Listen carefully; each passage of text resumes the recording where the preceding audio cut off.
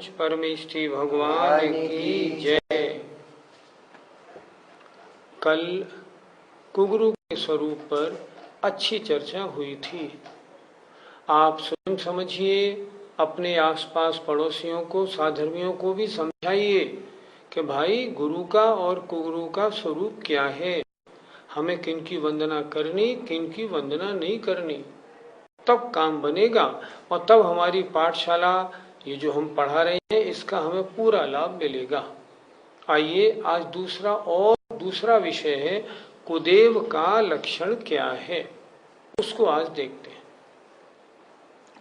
जे राग द्वेष मल करि मलिन, जे राग द्वेष मल करि मलिन, वनिता गदादि जुत चिन्ह चीन, वनिता गदादि जुत चिन्ह चीन, ते हैं कुदेव तिन की जुसेव, ते हैं कुदेव तिन की जुसेव, शठ करत न तिन भव भ्रमण छेव, सट करत न तिन भव भ्रमण छेव, जे राग द्वेष मल करि मलिन, वनिता गदादि जुत चिन्ह चीन, ते हैं कुदेव तिन की जुसेव, शठ करत न तिन भव भ्रमण छेव। कौन से देव सुदेव है और कौन से देव कुदेव? हमें पूजा किनकी करनी है और किनकी पूजा नहीं करनी, किनकी पूजा करने से मिथ्यात्व होता है, आज उनकी हम चर्चा कर रहे हैं। बड़े ध्यान से सुनने का बड़ा ज्वलंत विषय है। जे अर्थात जो है तो देव, लेकिन राग द्वेष मल माने मैल के द्वारा जो मलिन है, अर्थात जो जिनमें राग द्वेष अभी है, राग द्वेष की गंदगी के कारण जो गंदे हैं, मलिन हैं, और वनिता माने स्त्री और गदा आदि से सहित चिन्हों के द्वारा पहचाने जाते हैं। मतलब जिनके साथ में स्त्री है, स्त्री के द्वारा जिनकी पहचान होती है, जिनके पास गदा आदि कोई अस्त्र शस्त्र हैं, उनसे जिनकी पहचान होती है। फिर देखिए अच्छी तरह, कौन से देव कुदेव हैं? जो राग द्वेष रूपी मल माने मैल के द्वारा मलिन है, अर्थात राग द्वेष से सहित है, और स्त्री गदा आदि अस्त्र उनसे सहित चिन्हों से पहचाने जाते हैं। ये हैं कुदेव, वे कुदेव हैं। कितना स्पष्ट दौलत राम जी कह रहे हैं। तिनकी जो सेव, उनकी जो सेवा करते हैं, वे शठ मूर्ख हैं। तिनकी जो सेव, उनकी जो सेवा वो मूर्ख लोग करते हैं, अज्ञानी। तिन माने उनके, भव माने संसार भ्रमण का अंत नहीं है, उनका संसार कभी समाप्त नहीं होगा। इनकी जो सेवा करेंगे उनका संसार कभी समाप्त नहीं होगा। अनंत संसारी हैं, संसार में अनंत काल से हैं, अनंत काल तक भ्रमण करते रहेंगे। नीचे की पंक्ति फिर देखें, ते हैं कुदेव, कौन? जो राग द्वेष रूपी मल से मैले हैं और स्त्री और गदा आदि अस्त्रों से सहित चिन्ह के द्वारा जिनकी पहचान होती है। ते हैं कुदेव, वे कुदेव हैं। तिनकी उनकी जो सेवा मूर्ख लोग करते हैं, शठ, शठ माने मूर्ख, अज्ञानी। इनकी जो सेवा करने वाले हैं उन्हें दौलत राम जी कह रहे हैं ये मूर्ख हैं। उनके संसार भ्रमण का अंत नहीं है, वे अनंत संसारी हैं। देखो, सच्चे देव और खोटे देव, दो देव। सच्चे देव वो जिनकी पूजा करने से पुण्य का बंध होता है, खोटे देव वो जिनकी पूजा करने से नरक निगो त्रिंच गति में गमन होता है, आदमी मिथ्या दृष्टि बना रहता है। अब देखना क्या है, जो राग द्वेष रूपी मल से मैले हैं, सच्चा देव किसे कहते हैं? जो जन्म जरा तिरखा छुदा, विस्मय आरति खेद, रोग शोक मद मोह भय, निद्रा चिंता स्वेद, राग द्वेष अरु मरण जुत, ये अष्टादश दोष, ये 18 दोष जिसमें नहीं पाए जाएं वो सच्चे देव हैं। हमारे द्वारा कौन पूजा करने के योग्य है? जिनमें 18 दोष नहीं पाए जाते। आचार्य सुमंत भद्र महाराज ने रक्तकरण श्वावकाचार में स्पष्ट लिखा है, क्षुत तृष्णा शीतोष्ण प्रवृत्तिषु नाना विदेशु भावेशु। उन्होंने स्पष्ट लिखा, क्षुधा तृषा आदि जो दोष हैं, ये दोष जिनमें न पाए जाएं उसका नाम है सच्चा देव। और जिनमें राग द्वेष आदि मल से जो मैले हैं, उन्हें हम सच्चे देव की परिभाषा कैसे दे सकते? 18 दोषों से रहित नहीं है, वो सच्चे देव नहीं, वो पूजनीय नहीं, वंदनीय नहीं, नमस्कार के योग्य हो ही नहीं सकते। उन्हें जो नमस्कार करते हैं उनको कुदेव की पूजा का दोष लगेगा, वो मिथ्या दृष्टि रहेंगे, उनके गृहीत मिथ्यात्व होगा, उनका मोहनी कर्म और पुष्ट हो रहा है। अब सोचें, जिनेंद्र भगवान के अलावा और जितने संसार के देव हैं, इनमें क्या कोई देव ऐसा है जिनमें राग द्वेष आदि नहीं हो? ऐसा नहीं, सब में है। एक वीतराग सर्वज्ञ हितोपदेशी अरहंत परमेष्टि ऐसे हैं जिनमें 18 दोष में एक दोष नाम निशान भी नहीं। तो पूजनीय कौन बने? पूजनीय बने मात्र अरहंत देव। जो राग द्वेष मल कर मलिन, आज क्या है, लोगों ने देवी अन्य देवी देवताओं की पूजा करना शुरू कर दिया, उनके मंदिर बनने शुरू हो गए, लोग जाते हैं, उनका अभिषेक करते हैं, पूजा करते हैं, आरती उतारते हैं।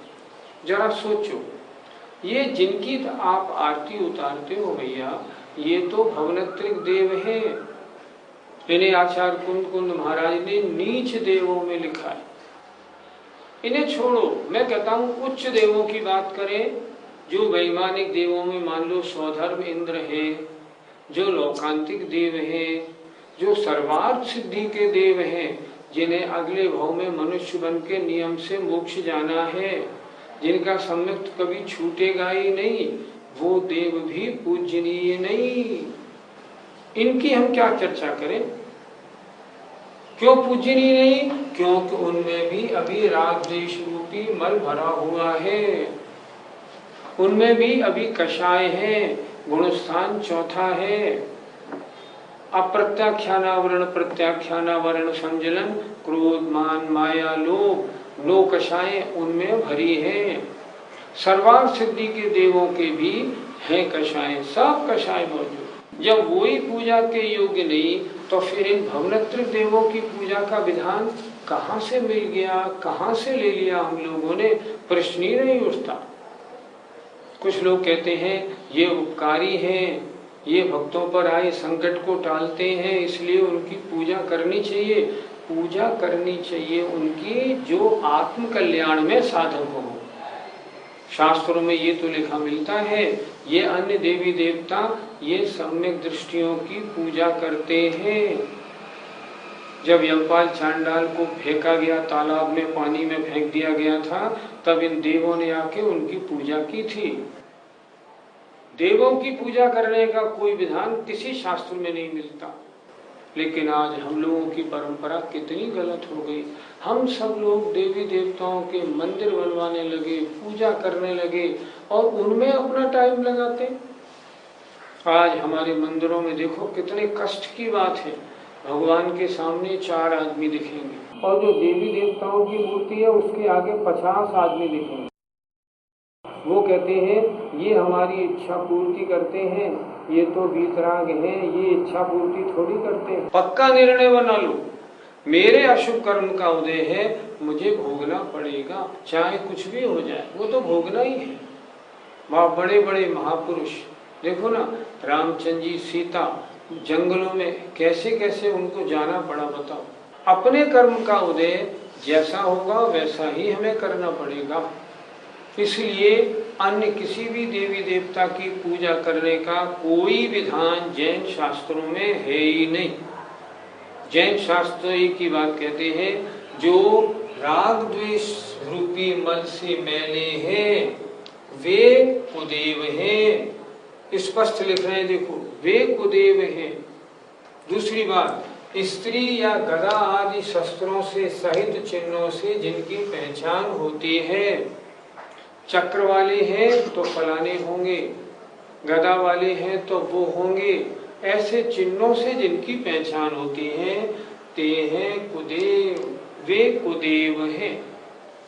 उनकी जो सेवा है वो मूर्ख लोग करते हैं। देखो तो सही क्या शब्द प्रयोग किया है, शठ, अज्ञानी, जिनमें बुद्धि नहीं है, उनकी वो सेवा करते हैं। हम लोग किस कुल में पैदा हुए और हम लोग क्या करने लगे, सोचो तो सही। सच्चे देव को छोड़ के और इन देवों की पूजा करने लगे, भवनत्रिक देवों की पूजा। कहाँ लिखा और क्या लिख रहे हैं दौलत राम जी, उनका संसार भ्रमण कभी समाप्त नहीं होगा, वे अनंत संसारी हैं। पंच परमेष्टि के अलावा जो भी हो वे वंदनीय नहीं होते, ऐसा निर्णय बनाना चाहिए और इसको बार बार अपने मन में धारण करना चाहिए। ये गृहीत मिथ्यात्व की चर्चा यहाँ हो रही है, ऐसा नहीं हो कि इनकी पूजा करें और हम यहाँ और मिथ्यात्व अपने आत्मा को और मैला बनाएं। पंडित जी, सूर्य चंद्र आदि ज्योतिषी देव हैं, जिनवाड़ी में नवग्रह की पूजन का उल्लेख मिलता है, तो क्या हमें पूजन करनी चाहिए या नहीं? पहले ये बताओ, क्या नवग्रह की पूजा क्यों कर रहे हो? इसलिए ताकि नवग्रह जो हमें कष्ट दे रहे हैं वो कष्ट ना दें, ठीक है ना? यही तो बात है, ठीक। पहला प्रश्न ये हमारा, ये नवग्रह क्या तुम्हें कष्ट देते हैं? ये जो नवग्रह हैं, ये पहली बात तो आगम सम्मति नहीं। ज्योतिषी देवों के 5 वेद किए हैं, सूर्या चंद्रमसौ ग्रह नक्षत्र प्रकीर्णक तारकाश्च। ग्रह ज्योतिषी देवों का एक भेद है। पहली बात तो सूर्य चंद्रमा ग्रह है ही नहीं। जैन शास्त्र तो ये कह रहे हैं सूर्य अलग, ये प्रतीन्द्र, चंद्रमा ये इंद्र, ये ग्रह कैसे हो गए? सूर्या चंद्रमसौ ग्रह अलग, नक्षत्र अलग, तारे अलग।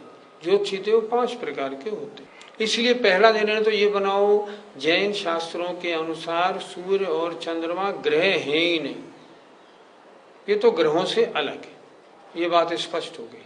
अब दूसरी बात, ये क्या हमको कष्ट दे सकते हैं? क्या नहीं दे सकते। इनके विमान तो इस मध्यलोक में रेगुलर मेरू की वंदना करते हुए घूमने में लगे हुए, ये हमें कष्ट बिल्कुल नहीं दे सकते। तो ये किस काम में आते हैं? इनकी चाल के हिसाब से जो ज्योतिषी होते हैं वो अपना गणित लगाते हैं और गणित लगा के हमारे भविष्य बतलाने की कोशिश करते हैं। सिर्फ इतनी सी बात है, जन्मपत्री बनाना और कुछ बनाना और कुछ बनाना, उससे करते हैं। मान लो उन्होंने कह दिया आपके इस कोठे में शनि है, तो क्या शनि ग्रह की पूजा करने से वो कष्ट दूर हो जाएगा? सोचो, मान लो आप घर से निकले और बिल्ली रास्ता काट गई। बिल्ली के रास्ता काटने का मतलब हुआ आप जिस काम के लिए जा रहे हैं वो कार्य आपका सफल नहीं होगा। अब आपने क्या किया, उस बिल्ली को पकड़ा, लाओ बिल्ली को पकड़ो, उसे दूध पिलाओ, उसके पीठ पे हाथ फेरो, तो क्या वो संकट दूर हो जाएगा? वो तो पहचान चिन्ह है।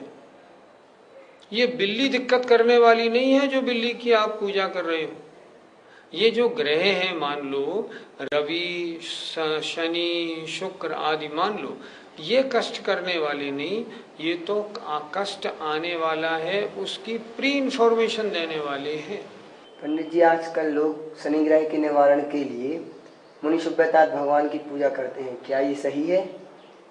सोचो, हमसे क्यों पूछते हो, आप खुद सोचो। मैं अपने दर्शकों से कह रहा हूं, आप भी खुद सोचो। देखो, शनि ग्रह का निवारण, एक तो यही बात गलत, चलो भाई शनि ग्रह की पूजा करें, शनि ग्रह का निवारण करें ताकि शनि ग्रह के द्वारा अपने ऊपर आने वाला कष्ट मिट जाए। शनि ग्रह कुछ नहीं करता, ना वो कष्ट देता है, ना उससे कोई हमें दिक्कत होती है। पहले तो ये निर्णय बनाओ। अब ये निर्णय बना लिया, ये गलती एक आपकी ठीक हो गई। अब दूसरी गलती, शनि ग्रह का निवारण भगवान मुंसुव्रतनाथ कर सकते हैं और 23 भगवान नहीं कर सकते, ये तो मिथ्यात्व है। सारे भगवान समान हैं, किसी में एक गुण भी ज्यादा नहीं, एक गुण भी कम नहीं, किसी की शक्ति में जरा भी कमी नहीं, जरा भी अधिकता नहीं, सब समान है। तो उनमें एक मुंसुव्रतनाथ भगवान को आपने शनि ग्रह निवारण करने वाला मान लिया, अन्य 23 को क्या कमजोर मानते हो? सोचो, अगर मानते हो मिथ्यात्व नंबर 1, बिल्कुल गलत। आज लोगों की धारणा, हमारा मत नहीं है भाई ये। शनि ग्रह हमें कष्ट देता है, जैन धर्म नहीं कहता। शनि ग्रह का निवारण करो, जैन धर्म नहीं कहता। शनि ग्रह का निवारण मुंसुव्रतनाथ भगवान करते हैं, जैन धर्म ये भी नहीं कहता। फिर क्यों लिखा है जिनवाणियों में? सब जिनवाणियों में लिख दिया है लोगों को बहलाने के लिए, ये आगम नहीं है, अज्ञानियों के लिए लिखा हुआ है। इससे बिल्कुल दूर हो जाइए आप, ऐसा होता नहीं। ग्रह निवारण, न ग्रह कष्ट देते हैं, न उनका निवारण करना पड़ता है, न कोई एक पर्टिकुलर तीर्थंकर भगवान उसको निवारण करने वाले हैं। क्या शनि के निवारण करने का ठेका मुंसुव्रतनाथ भगवान ने ले लिया? नहीं, ये नहीं होता। बड़ी हंसी आती है, हम लोग कितने अज्ञानी हो गए। पैदा हुए हैं जैन धर्म में और बात ऐसी करते हैं, बिल्कुल अज्ञानी हो जाए। आजकल ये देखने में आ रहा है कि कुछ पिछले 2-3 साल से कि कुछ दिगंबर मुनि काल सर्प योग की पूजा करने के लिए समर्थन कर रहे हैं, क्या ये उचित है? आप खुद सोचो, काल सर्प योग होता क्या है? कुछ नहीं होता। हमने तो बड़े बड़े ज्योतिषी, बड़े बड़े विद्वानों से इस बारे में संपर्क किया। उन्होंने कहा ये तो पंडितों की अपनी आमदनी करने का जरिया है, काल सर्प योग विधान कुछ नहीं होता। जब काल सर्प योग ही नहीं होता तो उसका विधान क्यों कराना? किस जैन शास्त्र में लिखा है कि काल सर्प योग होता है और उसका विधान इस तरह कराना चाहिए? कहीं भी नहीं लिखा। जब कहीं भी नहीं लिखा तो इसको आगम सम्मत माना जाए? बिल्कुल नहीं मानना चाहिए। काल सर्प योग कोई भी कराओ, आप मत बैठिए, ये कुछ नहीं है सिवाय भ्रमित करने वाला मामला है, बाकी कुछ नहीं। इससे बिल्कुल दूर रहिए। याद रखिए, काल सर्प योग कुछ नहीं होता। हमारे मंदिर जी में देवी देवता विराजमान हैं, जब हम मंदिर जाएं तो उनकी पूजा अर्चना करें या नहीं? आप मंदिर गए हैं, किस लिए मंदिर गए हैं? वीतराग के दर्शन करने के लिए। फिर रागियों की वंदना पूजा कैसी? फिर रागियों की पूजा वंदना कैसी? सवाल ही नहीं उठता। वीतराग के अलावा मैंने जो 9 देवता आप बताए आपको, 5 परमेष्ठी, जिनवाणी, जिन धर्म, जिन चैत्यालय, इनके अलावा किसी की वंदना नहीं, किसी की पूजा नहीं, किसी की आरती नहीं, कुछ नहीं। आगम में लिखा ही नहीं। अगर करते हैं तो ये मिथ्या दृष्टि का कार्य माना जाएगा। क्या आप अपने सम्यक्त में दोष लगाओगे? सम्यक्त को नष्ट करोगे क्या? नहीं करेंगे। बहुत से बहुत लौटते समय अगर मंदिर के बाहर विराजमान हो, मंदिर के बाहर, तो जय जिनेंद्र कर लें, इतना हो सकता है, इससे ज्यादा कुछ नहीं। क्यों? क्योंकि मंदिर के अंदर सिवाय प्रभु के और किसी के साथ जय जिनेंद्र करना, ये मंदिर संबंधी आसाधना दोषों में, 84 दोषों में आता है। यदि हम इनको एक साधर्मी मान के इनकी वहाँ कोई वंदना, इनकी नमोस्तु कुछ भी करते हैं ना, तो वो तो उल्टा मंदिर में दोष लगेगा हमें। हाँ, मंदिर के बाहर विराजमान हो तो जय जिनेंद्र इतना हो सकता है, इससे ज्यादा कुछ नहीं। वो भी जरूरी नहीं है, वो भी जरूरी नहीं है। इसका बहुत ध्यान रखना चाहिए। मंदिर के अंदर तो किसी तरह की कोई पूजा वंदना कुछ नहीं। आजकल हमने देखा बहुत से लोग तो देवी देवताओं की मूर्ति को वेदी में विराजमान किए हुए हैं। कहाँ से क्या हो गया? बड़े बड़े आचार्यों ने, बड़ी बड़ी आरिका माता जी ने, आरिका, इतनी बड़ी आरिका सुपार्श्वमती माता जी, उन्होंने खुद एक लेख और प्रवचन उनका छपा है। उसमें स्पष्ट लिखा है, ये अन्य देवी देवता तो द्वारपालवत हैं, इनका द्वारपालवत सम्मान करो। तो द्वारपाल कहाँ खड़ा होता है? मंदिर के बाहर या वेदी में राजा के साथ बैठता है। वहां तो नहीं बैठता ना, फिर कैसे माना जाए? कहाँ बिठा दिया? कुछ अज्ञानी लोग क्या करते हैं, एक थाली में उन्होंने 10 मूर्तियां रखी, उसमें एक देवी देवता की मूर्ति भी रख दी और उसका साथ में अभिषेक भी कर लिया। क्या कर दिया बताओ तो सही। भाई खुद सोचो ना, किसी के कहने में नहीं आओ। आजकल भ्रमाने वाले लोग बहुत हो गए। जो हमें सच्चा मार्ग दिखाने वाले हमारे साधु थे ना, वो हमें भ्रमाने वाले हो गए। इससे बड़ा दुर्भाग्य और हमारा होगा क्या? मेरी मत सुनो, मैं तो एक साधारण श्रावक हूँ, मेरी मत सुनो, जिनवाणी तो पढ़ो। कार्तिकेय परीक्षा में तो देखो सदा सुखदास जी क्या लिख रहे हैं, वहां रत्नकर शावकाचार्य को तो पढ़ो। आचार्य समंतभद्र महाराज ने क्या लिखा उनको तो देखो ना। वरोपलिप्सयासावान रागद्वेष मलीमसा देवता यदुपासित देवता मूढ़ मुच्यते।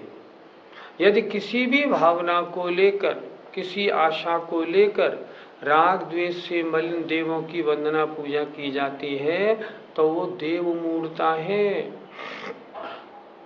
और देव मूढ़ता है तो सम्यक दर्शन नहीं है। तो सम्यक में दोष लगाने वाली क्रियाएं अपन क्यों करें? इसलिए मंदिर जी में विराजमान हो, पहली बात उन्हें मंदिर जी से बाहर विराजमान करें, क्योंकि उनका आरिका सुपार्श्वमती जी ने लिखा, आचार्य कुंत सागर लिख रहे हैं भाई, औरों की बात छोड़ो, उनका लेख मेरे पास मौजूद है। उन्होंने लिखा है, ये तो द्वारपालवत हैं। द्वारपाल कहाँ होता है? दरवाजे के बाहर। दरवाजे के बाहर रखें और जब मंदिर प्रवेश करें तो बाहर जय जिनेंद्र करके जाएं, कोई आपत्ति नहीं। लेकिन इनकी वंदना पूजा का कोई विधान शास्त्रों में है ही नहीं। ये तो अब चल गया, आज से 15-20 साल पहले कोई पूजा विधान था ही नहीं। पंडित जी, कुल देवी देवता की पूजन करना उचित है या अनुचित? कुल देवी देवता होते क्या हैं ये बताओ? क्या कुल के कोई देवी देवता होते हैं? कुछ नहीं होते। देखो अज्ञानता की पराकाष्ठा। अभी औरंगाबाद में कुछ लोगों ने कुल देवता का मंदिर बना दिया। कुल देवता कुछ नहीं होते। ये कुल देवता क्या होते हैं? हमारे कुल के देवता कौन? कोई देवता नहीं। इसलिए कुल देवी हो या कुल देवता कुछ नहीं होते। इनका कोई मंदिर नहीं, इनकी वंदना पूजा का कोई विधान कहीं शास्त्रों में नहीं मिलता। इसलिए भ्रमित मत होइए, इन चक्रों में मत पड़िए। पंडित जी, जिन देवता को सम्यक दर्शन है उनकी पूजा करने में हमें क्या दोष है? पहली बात, जो भवनत्रिक देव हैं, पैदाइशी मिथ्या दृष्टि है। मान लो उन्हें सम्यक दर्शन हो गया हो, तो अब उन्हें अगर तुम उनकी पूजा करते हो तो वे तुम पे उल्टे नाराज होंगे। वो कहेंगे कैसा मूर्ख है, भगवान की पूजा नहीं करता, मुझकी मेरी पूजा करता है, रागी द्वेषी की, अज्ञानी है, इसकी मुझे मदद ही नहीं करनी। वो तो उल्टी मदद नहीं करेंगे। आप सोचो जरा अच्छी तरह। सम्यक दृष्टि, मान लो कोई जीव है। मैं एक छुल्लक महाराज की बात बताऊं। एक छुल्लक महाराज जी की बहुत अच्छी साधना थी। उन्होंने एक जगह चातुर्मास किया, उनका चित्र लोगों ने मंदिर में लगा दिया। उन्होंने कहा ये मंदिर में मेरा चित्र क्यों लगाया, ये तो पाप का कारण है, इसे हटाओ। मंदिर में वस्त्र सहित का क्या काम, उन्होंने वहां से फोटो हटवा दिया। तो ये जो अगर मान लो उन देवों को सम्यक दर्शन हो गया है तो वो तो तुम पे उल्टे नाराज होंगे। वो तो ये कहेंगे तुम इतने अज्ञानी हो, जो हम देवी देवताओं की पूजा करते हो, तुम्हें तो भाग्य से सच्चे देव मिले हैं, उनकी पूजा क्यों नहीं करते? उल्टे नाराज होंगे। और मैं तो देखता हूँ देवी देवताओं की पूजा जहाँ होती है उन इलाकों में आज की तारीख में भी गरीबी भरी पड़ी है। उसका मुझे यही कारण मालूम पड़ता है। आज का एपिसोड समाप्त होने को है। मेरा निवेदन, सच्चे देव या 5 परमेष्टि, जिनवाणी, जिन धर्म, जिनचित चैत्यालय के अलावा और किसी की पूजा न करनी है। कोई कराए तो उसमें सहयोग नहीं करना, अनुमोदना नहीं करनी, जाना ही नहीं वहाँ, हमें करनी नहीं। अगर ऐसा करेंगे तब छैडाला की ये 2 पंक्तियां सही होंगी, नहीं तो नहीं। अन्यथा गृहीत मिथ्यात्व के कारण न भव भ्रमण छेव, संसार भ्रमण का अंत कभी नहीं आएगा। मुझे तो डर है ऐसा करने वाले कहीं अभव्य तो नहीं। जरा ध्यान रखना आप अच्छी तरह से। समय हो गया है। जय जिनेन्द्र। जय जिनेन्द्र।